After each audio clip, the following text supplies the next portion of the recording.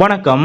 தேர்தல் நெருங்கும் நேரத்தில் திடீரென அவசரமாக வெளிநாட்டிற்கு பறந்து செல்லும் முதலமைச்சர் ஸ்டாலின். அப்படி எதற்காக தேர்தல் நெருங்கும் நேரத்தில் திடீரென முதலமைச்சர் மு க ஸ்டாலின் அவர்கள் வெளிநாட்டிற்கு செல்கிறார் என்பது பற்றிய முழு விவரத்தோட இப்ப நம்ம பார்க்கலாம். தமிழ்நாட்டில் 2026 சட்டமன்ற தேர்தலுக்கு இன்னும் சில மாதங்களே இருக்கக்கூடிய நிலையில் தற்போது தமிழக அரசியல் களம் சூடுபிடித்துள்ளது. அனைத்து கட்சிகளும் தீவிர தேர்தல் பிரச்சாரத்தில் தற்போது களமிறங்கிவிட்டன. இப்படிப்பட்ட நிலையில் தேர்தல் நெருங்கும் சமயத்தில் திடீரென முதலமைச்சர் மு க ஸ்டாலின் அவர்கள் வெளிநாடு பயணம் மேற்கொள்ள இருப்பது அரசியல் வட்டாரத்தில் அனைவரது கவனத்தையும் ஈர்த்துள்ளது. அதாவது முதலமைச்சர் மு க ஸ்டாலின் அவர்கள் தமிழகத்தின் பொருளாதார வளர்ச்சியை $1 டிரில்லியன் என்ற அளவிற்கு உயர்த்த வேண்டும் என்ற இலக்குடன் தொழில் மேம்பாட்டு பணிகளில் தீவிரமாக ஈடுபட்டு வருகிறார். அதன் ஒரு பகுதியாக தொடர்ந்து பல்வேறு வெளிநாடுகளுக்கு சுற்றுப்பயணம் மேற்கொண்டு பல்வேறு நாடுகளின் முதலீடுகளை தமிழ்நாட்டிற்கு ஈர்த்து வருகிறார் முதலமைச்சர் ஸ்டாலின். அதன்படி தமிழ்நாட்டின் முதலமைச்சராக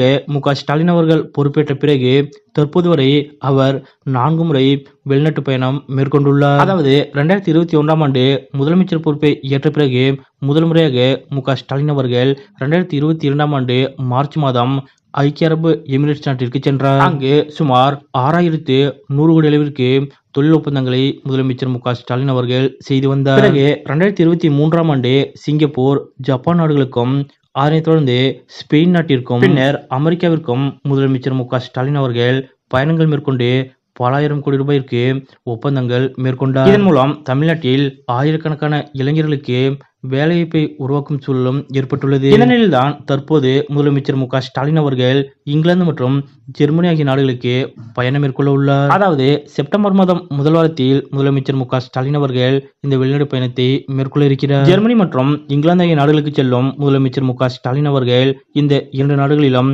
பல்வேறு தொழில் அதிபர்களை சந்திக்க உள்ளார். அப்போது தமிழகத்திற்கு தொழில் தொடங்க வருமாறு அவர்களுக்கு முதலமைச்சர் மு க ஸ்டாலின் அவர்கள் அழைப்பு விடுக்கிறார். மேலும் இங்கிலாந்து சுற்றுப்பயணத்தின் போது லண்டனில் உள்ள கிங்ஸ் கல்லூரியில் முதலமைச்சர் மு க ஸ்டாலின் அவர்கள் மாணவர்கள் மத்தியில் உரையாற்றவும் இருக்கிறார். முதலமைச்சர் மு க ஸ்டாலின் அவர்கள் இங்கிலாந்து மற்றும் ஜெர்மனி ஆகிய 2 நாடுகளிலும் சுமார் 1 வாரம் அல்லது 10 நாட்கள் பயணம் மேற்கொள்ள இருப்பதாக கூறப்படுகிறது. தமிழக சட்டசபை தேர்தலுக்கு இன்னும் 8 மாதங்கள் இருக்கக்கூடிய நிலையில் முதலமைச்சர் மு க ஸ்டாலின் அவர்களது இந்த வெளிநாட்டு பயணம் முக்கியத்துவம் வாய்ந்ததாக கருதப்படுகிறது. குறிப்பாக அண்மையில்தான் முதலமைச்சர் மு க ஸ்டாலின் அவர்களுக்கு உடல்நலம் சரியில்லாமல் சுமார் 1 வாரம் அப்போலோ மருத்துவமனையில் அனுமதிக்கப்பட்டிருந்தார். அப்போது ஓய்வு எடுக்குமாறு மருத்துவர்கள் முதலமைச்சர் மு க ஸ்டாலினிடம் அறிவுறுத்தினர்.